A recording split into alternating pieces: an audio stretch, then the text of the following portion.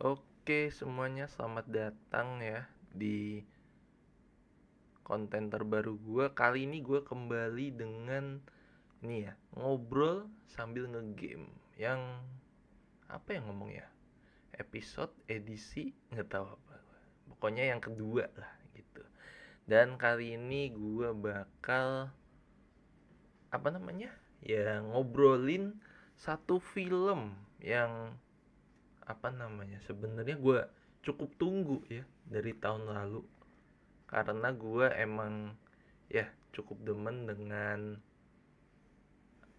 apa namanya si seri manganya dan animenya gue tonton gitu kan, walaupun orang ya agak divisif ya.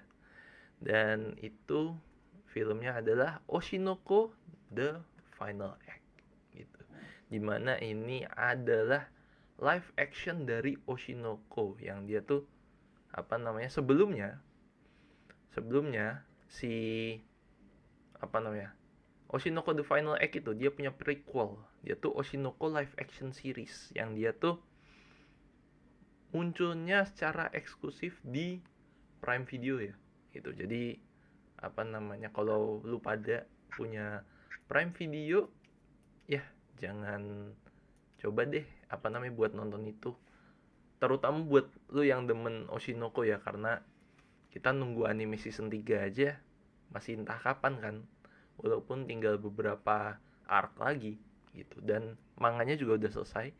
Dan si final act ini bisa dibilang ya nge-cover sampai arc terakhir dari si manganya Oshinoko gitu. Dan kali ini gue mainin sambil ngobrol, gue mainin game ya, ini Tokyo Extreme Racer, yang sebenarnya gue apa namanya ya bisa dibilang gue penggemar Maximum Tune ya, tapi karena kartunya apa namanya sekali main makin mahal, jadi ya udah gue pensiun dini aja. Bukan karena gue cupu, tapi karena gue ya mahal bos. Ya langsung aja kali ya. Nah, mungkin buat pengantar aja, si apa namanya si Oshinoko The Final Act ini dia mengcover ini ya. Kalau lu pada apa namanya ngikutin Oshinoko itu tuh yang di cover dia dari bagian dari arc yang skandal sampai arc terakhir ya, sampai iya arc terakhir banget gitu. Dan apa namanya, dan sebenarnya gue tuh mungkin terlalu berharap ya, karena ya ini tuh adaptasi live action, ini ya live action satu-satunya dari Oshinoko gitu kan. Tapi kalau lu pada berharap ini bakal full banget bisa ngecover manganya, lu salah tempat gitu. Karena dengan dengan ini dijadiin film, itu pasti akan ada bagian yang di-cut gitu. Jadi ya lu harus terima itu gitu. Dan yang The Final Act itu juga begitu gitu kan. Jadi apa namanya? Jadi ada apa ya yang di-cut ya? Banyak banget bisa dibilang. Kalau apa namanya? Kalau manga terus dijadiin film di-cut wajar lah gitu. Tapi si Oshinoko The Final Act ini dia ngekatnya kalau menurut gue nggak main-main deh. Banyak banget, banyak banget. Dan apa namanya yang harusnya jadi key karakter gitu kan nggak dinongolin gitu. Apa namanya kayak bapak ibunya si Taiki, bahkan si Taiki Himekawanya sendiri yang harusnya bisa apa namanya bisa tampil gitu kan. Itu kan sebenarnya kalau mau di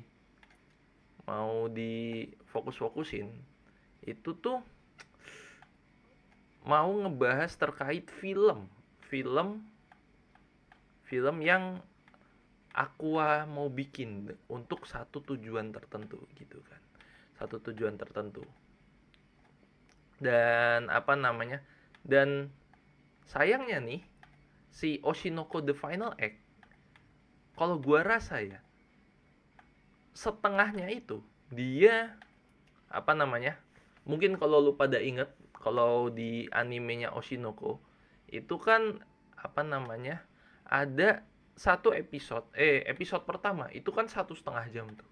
Nah, si The Final Act ini, si Oshinoko The Final Act itu dia ngecover itu gitu loh. Jadi kayak apa namanya, yang episode awal anime Oshinoko itu harusnya di cover di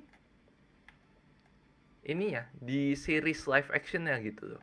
Tapi apa namanya, tapi gua kira itu cuman kayak ya udah sekilas aja gitu, karena orang udah pada tahu lah gitu kan, udah pada demen sama pembawaan dari versi animenya gitu. Tapi di live actionnya dibawa lagi, jadi kayak redundant kalau gua rasa gitu kan. Jadi kayak agak ini ya, dan itu panjang pula, nggak main-main loh itu. Kalau tadi gua hitung tuh sejam lah, sejam lah itu ditampilin, sumpah lama banget. Lama banget. Dan porsinya yang skandal sampai terakhir itu jadi kepotong karena itu gitu kan. Jadi kayak ya 40 menitan lah gitu. Jadi kayak kurang banget ini, banyak yang dipotong. Ada apa namanya, yang gua tuh apa, karena gua tertarik dengan Oshinoko, gua menyempatkan diri untuk membaca lah, membaca si manganya gitu kan. Kayak gue melihat ada apa namanya di dinamika skandalnya gitu kan, skandalnya yang sebenarnya kalau di manga ini ya cukup tense ya, cukup tense, terutama pas bagian ini ya, bagian si produksi filmnya, film dokumenter Bikomachi-nya itu tuh seru gue bilang. Pemilihan karakter, pemilihan si cast-nya gitu kan, ada debat-debatnya. Tapi di sini dipotong habis-habisan gitu. Kayak apa namanya, misal debat, oh gue pengen karakter ini, pengen karakter ini dimainin sama aktris ini gitu kan. Di sini ada, cuman kayak gue nggak mau, gue maunya dimainin sama ini, oke deal gitu doang, kelar, nggak ada debat-debatnya gitu kan. Jadi kayak lewat aja gitu. Kalau di manganya kan seingat gue ya udah ada debat lah gitu. Oh kita nggak bisa main nih karena nggak cocok. Gue nggak mau karena ada ini gitu gitu. Gue masih cukup bisa mengimajinasikan itu. Tapi di sini enggak gitu kan. Di sini enggak. Dan apa sih? Dan yang ada lagi yang gue agak kecewa, apa namanya, dari karena ini film ya, dijadiin film, yang dipangkas tuh banyak banget, nggak cuma dari cerita tapi juga secara kronologi dia juga agak kebalik gitu. Jadi kayak ada beberapa bagian yang kayak menurut gue rada nggak masuk akal gitu. Kayak misalkan lagi tengah-tengah acting nih, tiba-tiba kelompoknya bubar gitu kan, terus habis itu lanjut lagi lah, gimana. Padahal kalau apa namanya, kalau di manganya itu ngalir aja gitu, walaupun resolve-nya nggak semua orang demen ya gitu. Tapi ini di manganya ini di live action ya, si The Final Act, jadi kayak agak ngaco gitu. Jadi kayak lah kok gini, kok gitu gitu gitu. Tapi ya sudah, itu bukan kekecewaan terbesar gue. Kekecewaan terbesar gue adalah ketika ada karakter penting di apa namanya, di cerita Oshinoko, tapi dia tuh kayak di nerf habis-habisan gitu kan, di nerf habis-habisan, dan dia tuh antagonis utamanya gitu kan. Jadi kayak gue tuh apa ya, ngebaca manganya tuh kan kayak dibawa ini kan, dibawa menerka-nerka, ini siapa sih yang apa namanya, siapa sih yang jadi dalang dari segala konflik si apa namanya, si Oshinoko itu dibangunnya pelan-pelan gitu kan, dibangunnya pelan-pelan dan sampai sini. Kalau di The Final Act dia dibangun sedikit dan tahu-tahu lah ada ini gitu kan. Tahu-tahu ada ini dan konklusinya tetap sama, tapi cara dia bisa sampai situ itu tuh kayak ya tahu-tahu ada aja gitu. Tahu-tahu ada aja dan ya mungkin karena efek film juga ya, jadi ya mau nggak mau durasinya ikut kepotong gitu. Dan itu juga berpengaruh ke karakterisasi si antagonisnya gitu. Jadi kayak gue yang ngeliat si spoiler ya, yang yang bertanggung jawab atas semua ini adalah bapak biologis dari Aqua dan Ruby. Ya istilahnya ya bapak biologis lah gitu. Karena nggak tahu juga gue di manganya ini dia pacar atau bukan tuh, nggak tahu gue gitu. Jadi gue cuman bilang bapak biologis gitu kan. Nah kalau di manga nih, mohon maaf gue membandingkannya dengan manga karena itu source materialnya gitu, dan gue juga membaca, gue paham gitu kan. Si bapak biologis ini dia tuh semacam punya obsesi sama si Ai gitu kan, si Ai Hoshino gitu kan. Dan dia tuh ya udah kayak memanipulasi orang untuk membunuh orang lain tuh ya karena si Ai ini.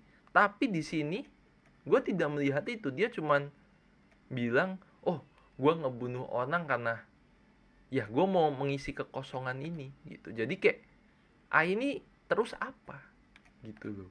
Terus lu ngebunuh Ai itu kenapa gitu juga. Gue juga tidak melihat itu gitu loh.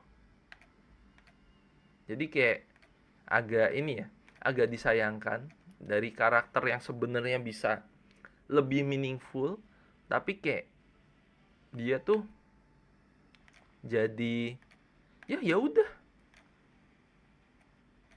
serial killer sehari-hari aja, walaupun dia bukan serial killer ya, dia tuh kayak memanipulasi orang buat ya ngebunuh orang buat dia gitu. Itu kan jadi kayak ya kecewa nih, harusnya bisa bagus nih gitu. Dan ada juga nih beberapa bagian yang diganti gitu kan, yang diganti kayak ada karakter yang mati. Tapi kalau ada karakter yang mati, ada karakter yang kena yang terancam mati gitu kan. Tapi scene-nya ada yang diganti, ada yang mayatnya jadi hilang gitu kan, ada yang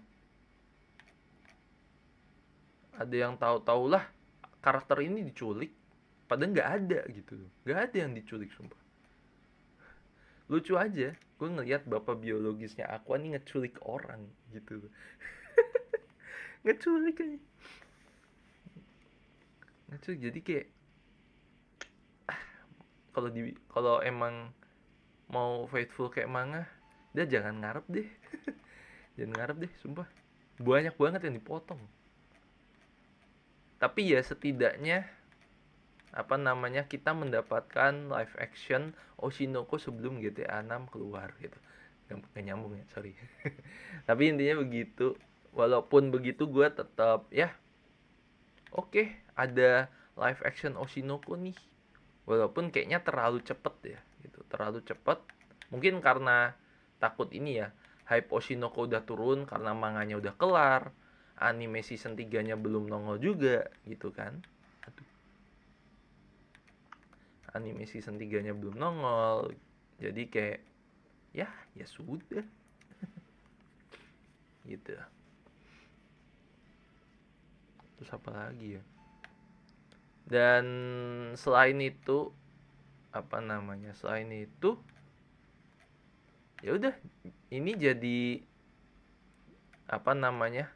closure dari adaptasi penutup dari Oshinoko yang jadinya ya udah mid gitu. Yang sayangnya kalau mau ngerti emang nggak bisa lu langsung nonton ini, nggak bisa lu langsung nonton si The Final Act. Lu perlu nonton yang versi apa namanya, nonton series live actionnya gitu biar lu lebih nyambung gitu. Mungkin kalau mungkin sekalian aja ya sama live actionnya gitu kan, karena apa namanya, gue cerita terkait live actionnya. Kalau live actionnya dia, gue rasa sih nggak dipotong ya, tapi diganti gitu. Ada beberapa bagian yang diganti kayak, tapi itu apa namanya, secara alur dia berusaha mengadaptasi dari awal sampai yang ini apa namanya, yang private gitu, yang private life, yang dimana si Biko Machibaru sama Aqua Akane itu liburan gitu kan. Itu masih dibawa, tapi memang ada beberapa bagian yang diganti. Kayak misalkan Tokyo Blade-nya gitu kan. Tokyo Blade-nya ganti format. Kalau di manganya kan dia stage play ya, tapi kalau di live actionnya itu dibikin kayak series gitu. Yang itu pergantian kayak gitu tuh wajar banget. Cuman apa namanya, menurut gue masih acceptable ya, masih acceptable gitu kan. Jadi kayak ini apa namanya ya, tetap mengikuti pola live action kebanyakan ya. Mau diganti ya sah-sah aja, asalkan tidak mengganggu esensi gitu dah. Kalau kalau gue ya melihatnya gitu. Dan kalau gue lihat series Oshinoko yang di Prime Video, yang live action ya, sorry, itu gue masih tetap puas gitu, tetap puas. Makanya gue menantikan The Final Act ini, walaupun pada akhirnya gue, karena si seriesnya itu bagus, gue jadi berharap ini adalah closure yang bagus juga. Yang sayangnya tidak. Yang menurut gue sepertinya ini ya, si Oshinoko The Final Act kalau dibikin series nggak apa-apa deh gitu. Dibikin series nggak apa-apa, malah malah jauh lebih ini ya, malah jauh lebih masuk akal kalau kata gue gitu loh. Karena biar mending deh kalau misalkan agak diganti, tapi kalau dipotong itu agak ini, agak sebel aja gitu.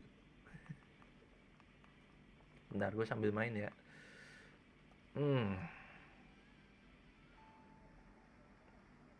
Buset, itu mobil kenceng banget ya. Gue udah pakai BRZ masih lambat.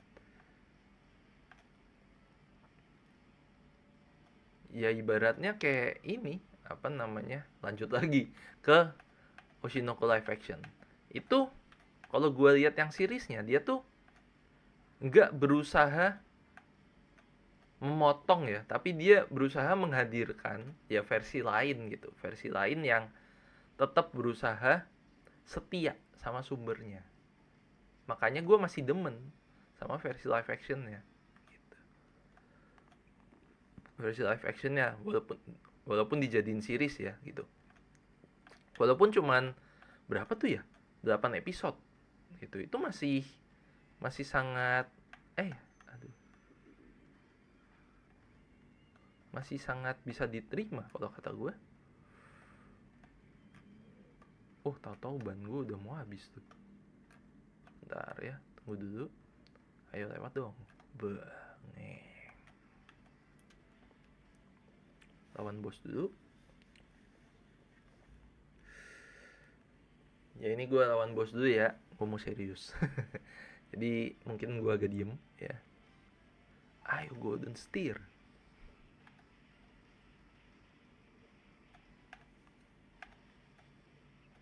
Buset tuh RX7 kencang banget ya. Bisa nggak? Bisa nggak nyamper? Nyamper dong. Beh. Tuh, gripnya udah hilang nih. Beh. Wing dor. Jah jah jah jah. Jah jah duar meme. Duar ditabrak semua. Buset, ini apa sih? Ah, Buset, ban gue habis lagi. Ya intinya kalau lu berharap si apa namanya versi film dari suatu manga, versi film yang diadaptasi dari manga itu bakal full, jangan berharap. Dan itu berlaku juga ya buat berbagai media lain ya gitu, karena pasti mau nggak mau akan dipotong untuk menyesuaikan durasi gitu. Nggak bisa lu bikin film yang dia tuh adaptasi manga dan itu full. Lu kata Martin Scorsese, nggak mungkin. Nggak mungkin gitu loh. Jangan berharap adaptasi ini akan jadi absolute cinema kalau dipotong gitu.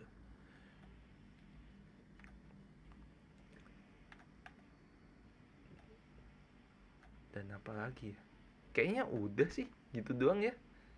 Overall kalau kata gue, Oshinoko The Final Act ini ya kurang aja gitu. Kurang aja walaupun kurang aja, nggak ada walaupun ya. Kurang karena apa, banyak yang dipotong, karakterisasinya jadi kena imbas, dan apalagi ya jadi kena imbas, dan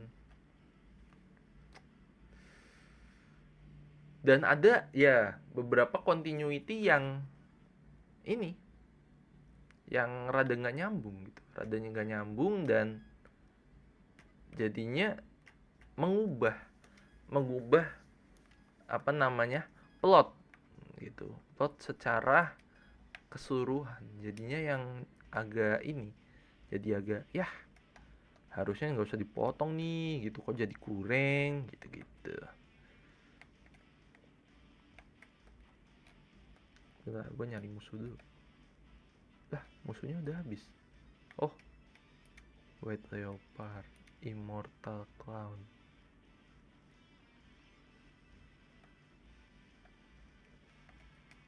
Perfect Revolution tuh belum. Devil Road Run nggak bisa. White Leopard di situ. Immortal Clown di sini ya. Oh, berarti gue muter tuh.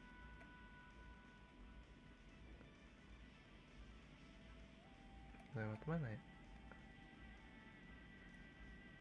Atau udah semua nih gue lewat?